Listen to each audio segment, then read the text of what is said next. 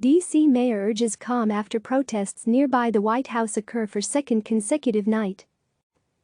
D.C. Mayor Muriel Bowser said Sunday that protesters have the right to exercise the First Amendment but should not destroy our city after the nation's capital experienced its second consecutive night of protests as well as some looting Saturday night.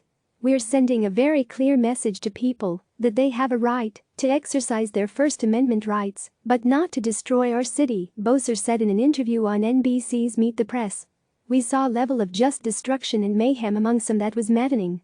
The D.C. Fire Department extinguished 2 vehicle fires in the area north of the White House Saturday night, as well as several small fires in the downtown area. Some protesters also put up graffiti on some buildings.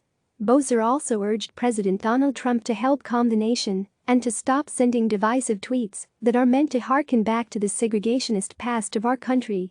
On Saturday, Trump wrongly accused Bowser in a tweet of not allowing the D.C. Metropolitan Police Department to help the Secret Service keep control of the situation with protesters in Lafayette Square on Friday night. That claim was later refuted by the U.S. Secret Service, who confirmed in a statement that the D.C. Police Department and U.S. Park Police were on the scene. Bowser responded to Trump on Twitter Saturday, saying that the D.C. Police Department will always protect D.C. and all who are in it, whether I agree with them, such as those exercising their First Amendment right, or those I don't, namely, @RealDonaldTrump. The D.C. mayor said, while Trump hides behind his fence afraid alone, she stands with people peacefully exercising their First Amendment right after the murder of Floyd and hundreds of years of institutional racism. Trump also tweeted that protesters would have been greeted with the most vicious dogs and most ominous weapons I have ever seen if they breached the fence outside the White House.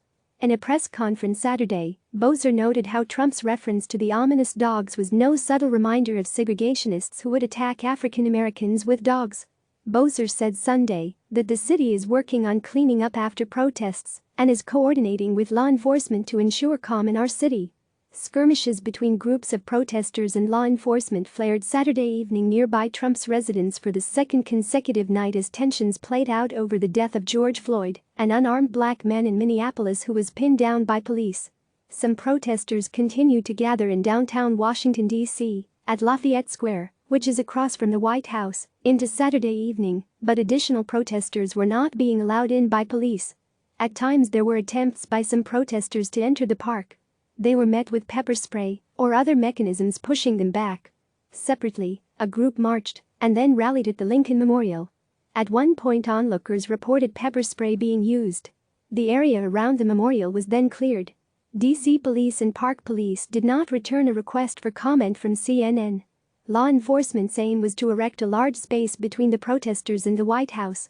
Authorities wanted to prevent a large number of protesters from gathering at the barriers which are permanently set up in front of the White House. CNN's Chris Turner, Alex Marquardt and Greg Clary contributed to this report. Click subscribe to receive the latest news.